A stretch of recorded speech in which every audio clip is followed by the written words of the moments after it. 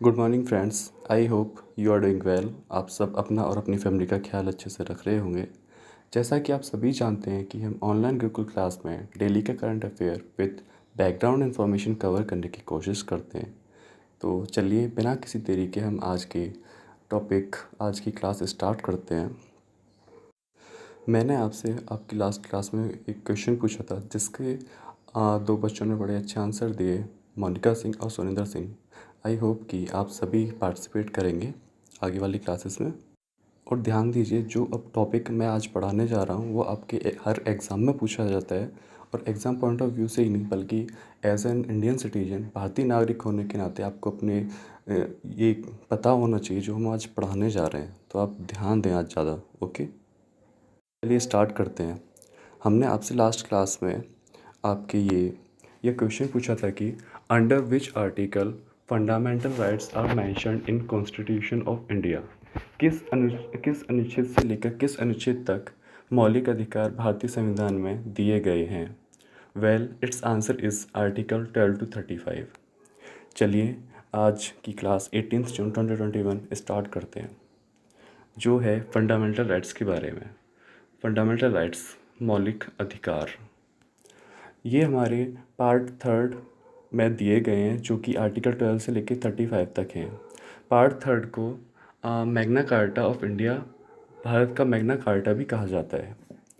हमारे मुख्यतः 6 राइट हैं, उनके तहत बाकी के आर्टिकल्स को डिवाइड किया गया है 12 से लेकर 35 तक। तो पहली राइट की तरफ बढ़ते हैं, that is right to equality, समता का अधिकार, जो है आर्टिकल 14 से आर्टिकल 18 तक। इसमें जो इम्पोर्टेंट राइट्स हैं मैंने उनको लिया है। ओके, आर्टिकल 14 क्या कहता है? Equality before law and equal protection of law, मतलब कि कानून सबके लिए बराबर है और वो सबके लिए प्रोटेक्ट करेगा, कानून की नज़र में सब बराबर हैं।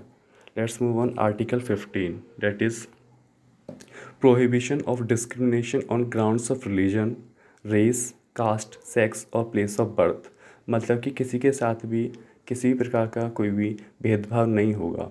अभी जल्दी में आर्टिकल 15 मूवी भी आई है, इससे आपको ये देखनी चाहिए जिससे कि आपको क्लैरिटी हो पाए कि आर्टिकल 15 क्या कहता है क्या नहीं। चलिए article 17, that is abolition of untouchability and prohibition of its practices, मतलब छुआछूत को ख़त्म करना है। Let's move on to next right, that is right to freedom, स्वतंत्रता का अधिकार, जो कि आर्टिकल 19 से 22 में दिया गया है। आर्टिकल 19 ये क्या कहता है? Protection of rights regarding freedom of speech and expression, assembly, association, movement, residence and profession. ये आर्टिकल हमारी ये राइट्स को प्रोटेक्ट करता है। हमारी फ्रीडम ऑफ स्पीच को, हम लोग गैदर हो सकते हैं, एसोसिएशन फॉर्म कर सकते हैं, कहीं भी आ जा सकते हैं, कहीं रह सकते हैं और कोई भी प्रोफेशन अपना सकते हैं। ध्यान दीजिएगा कि जो भी हमें राइट्स मिली हैं उसके एक कंडीशन भी होती है जो कि माननी पड़ती है। ये नहीं कि हम किसी को गाली दे दें, हम असेंबली, मतलब कि कोई भी ऐसा देश के अगेंस्ट असेंबली करने लगे या कोई भी एसोसिएशन बना लें। तो आगे बढ़ते हैं।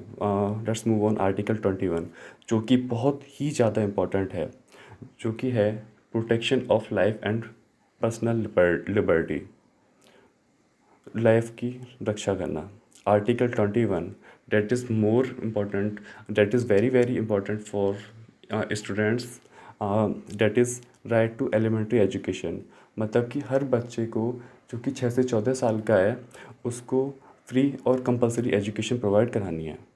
Okay, let's move on right against exploitation, शोषण के विरुद्ध अधिकार, जो कि आर्टिकल 23 से लेकर 24 तक आते हैं। Article 23, that is prohibition of traffic in human beings and forced labour, किसी से बंधुआ मजदूरी नहीं करवानी है। Okay. Article 24, prohibition of employment of children in factories etcetera, किसी भी बच्चे से जो भी जोखिम भरे काम होते हैं, जो भी फैक्ट्रीज होती हैं, कोल माइंस होती हैं, वहाँ पे काम नहीं कराना है। Okay, let's move on next one, that is right to freedom of religion, धर्म की स्वतंत्रता का अधिकार, that comes under article 25 to 28, मतलब कि कोई भी इंसान कोई भी धर्म फॉलो कर सकता है, किसी को प्रेशराइज्ड नहीं करा जाएगा। Next one, cultural and educational rights, संस्कृति और शिक्षा संबंधी अधिकार, जो कि आपके आर्टिकल 29 से 30 तक आते हैं। Let's move on to the next one, that is right to constitutional remedies. ये बहुत इंपॉर्टेंट राइट है फ्रेंड्स, ध्यान दें। संवैधानिक उपचारों का अधिकार, right to move the Supreme Court for the enforcement of fundamental rights. मतलब कि ये जो राइट्स हमें दिए गए हैं, अगर कोई भी इंसान, कोई भी स्टेट गवर्नमेंट, कोई भी सेंट्रल गवर्नमेंट बेसिकली एक ही होती है, अगर ये भी आपकी राइट्स को, आपके अधिकारों को हनन करते हैं तो आप डायरेक्टली आप सुप्रीम कोर्ट जा सकते हैं। ओके, अब ये कुछ इंपॉर्टेंट पॉइंट्स हैं जो ध्यान दीजिएगा। ओरिजिनली कॉन्स्टिट्यूशन में 7 फंडामेंटल राइट दिए गए थे, लेकिन उनमें से एक राइट जो फंडामेंटल था, right to property, it was being deleted on in 1978 by 44th amendment act. संपत्ति के अधिकार को 44वें संविधान संशोधन के तहत 1978 में हटा दिया गया था। चलिए आगे बढ़ते हैं। Who said article 32 is the heart and soul of constitution. किसने कहा है कि अनुच्छेद 32 संविधान का दिल और आत्मा है? Doctor B R Ambedkar. Okay, let's move on to next question, that is which fundamental rights do not get suspended during emergency. कौन से मौलिक अधिकार आपातकाल के समय सस्पेंड नहीं होते हैं? That is very important question. That is protection in respect of conviction for offences, that comes under article 20, अनुच्छेद 20 के तहत ये आता है। Next one, right to life and personal liberty, it comes under article 21।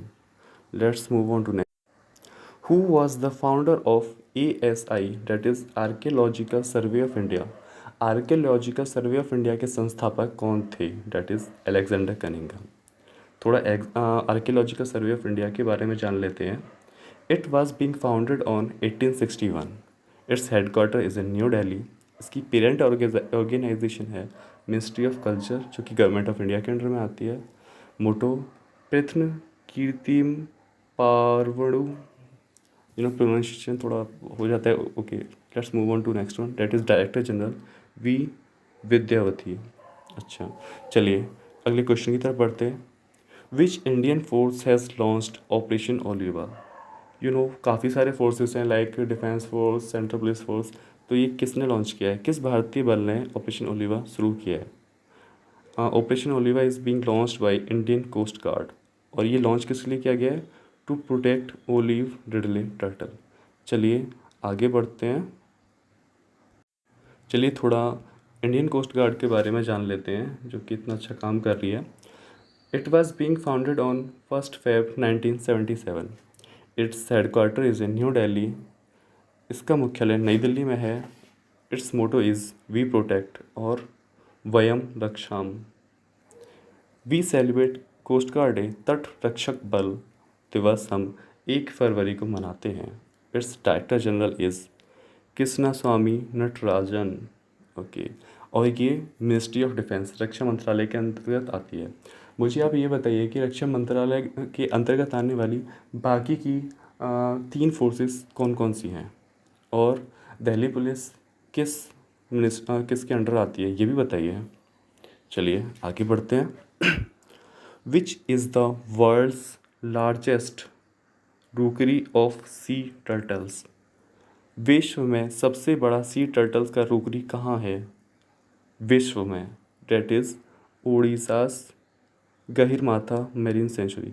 आपसे क्वेश्चन इस तरह से भी बन सकता है कि गहिरमाथा मैरीन सेंचुरी कहाँ है? That is Orissa. Okay, let's move on to next question. How many coastal states are in India. Bharat में कितने तटीय राज्य हैं? That is 9। Let's move on to next question. चलिए थोड़ा कोस्टल स्टेट्स के बारे में पढ़ लेते हैं, तटीय राज्य के बारे में।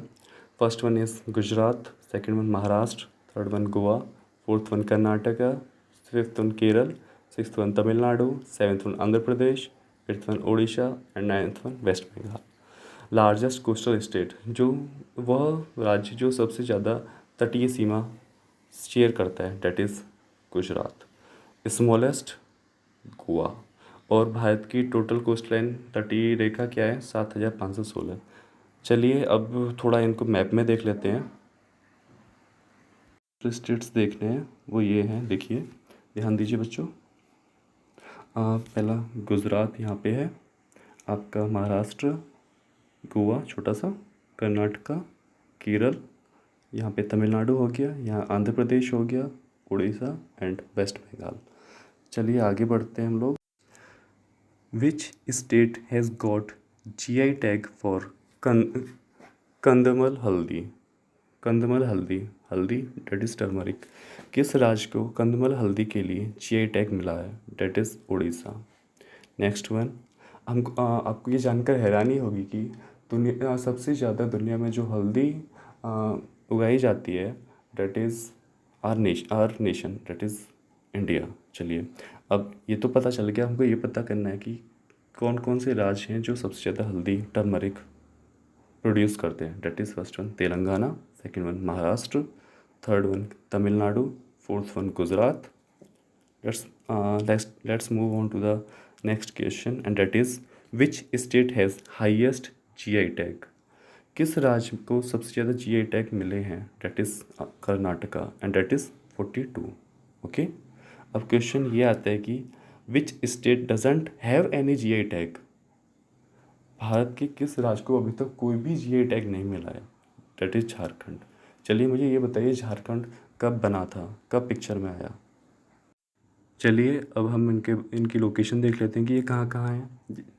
तेलंगाना इज़ हियर, आपका महाराष्ट्र वो यहाँ पे है, आपका तमिलनाडु इधर हो गया, आपका गुजरात यहाँ पर हो गया, और जिस स्टेट को कोई भी GI टैग नहीं मिला झारखंड, वो कहाँ है आपका? वो है आपका इधर, देखिए ध्यान से। चलिए आगे बढ़ते हैं हम लोग। Which country has maximum number of GI tags in world? अब ये भी पता होना चाहिए कि किस देश को दुनिया में सबसे ज़्यादा GI टैग प्राप्त हैं। That is Germany, 9,499। Next one China, 7,566। European union 4,949, 4,914। Okay, चलिए ये बताइए हमारे भारत देश में कितने GI टैग मौजूद हैं? और अब जब जर्मनी, चाइना, यूरोपियन यूनियन की बात हुई तो चलिए एक बार इनको मैप में निहार लेते हैं। आपको यहाँ चाइना, हमारा पड़ोसी, जो कि हमेशा न्यूज़ में रहता है हर देश के साथ साथ, वो दिखाई देगा, वो यहाँ पे है। ओके, चलिए आगे बढ़ते हैं।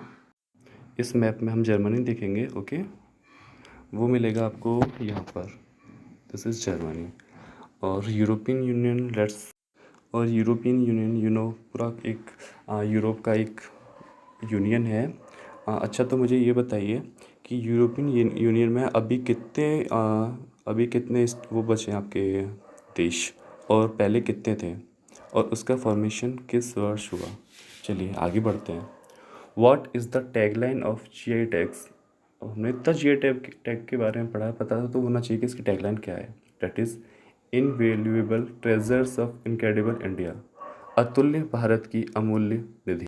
Next question, that is your homework. How many official languages are in India? Bharat में कितनी आधिकारिक भाषा हैं? वेरी इंपॉर्टेंट, ये आपका होमवर्क है।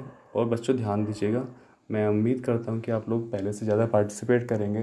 पार्टिसिपेशन से एक्चुअली ये पता चलता है कि हमारे स्टूडेंट्स कितना सीख रहे हैं, वो कितना इंटरेस्ट ले रहे हैं, और जितना ज़्यादा से ज़्यादा पार्टिसिपेशन होता है उतनी ही टीचिंग इफेक्टिव होती है, टीचर को पढ़ाने में मज़ा आता है, स्टूडेंट्स को पढ़ने में मज़ा आता है। तो आई होप कि आप लोग ज़्यादा से ज़्यादा पार्टिसिपेट करेंगे। चलिए एक बार देख लेते हैं कि हमने आज क्या क्या रिवीजन किया। हमने अपने मौलिक अधिकारों के बारे में जाना, जो कि 12 से 35 तक भाग 3 में दे रखे हैं, और जैसे कि right to equality, right to freedom, right against exploitation, right to freedom religion, cultural and educational rights, right to constitutional remedies. उसके अलावा हमने जाना इनके बारे में heart and soul, fundamental right जो कि सस्पेंड नहीं होती, article 2021, archaeological survey of India के बारे में, ऑपरेशन ओलिवा के बारे में। उसके अलावा आपका world's largest rookery of sea turtle, coastal states के बारे में, जीआई टैग्स के बारे में, किसको सबसे ज़्यादा मिले हैं, किसको सबसे कम मिले हैं, किस देश को सबसे ज़्यादा मिले हैं, उसके टैगलाइन के बारे में, और आपका लास्ट क्वेश्चन जो कि आपको देना है। आई होप कि आप सबको अपनी इस क्लास में काफ़ी अच्छा फील हुआ होगा, काफ़ी अच्छे से समझ में आया होगा। अगर कोई डाउट अभी भी है या कोई सजेशन है तो आप नीचे कमेंट करके ज़रूर बताएं, और जो क्वेश्चंस पूछे उनके आंसर्स ज़रूर दें। आई होप पहले से ज़्यादा पार्टिसिपेशन बढ़ेगा।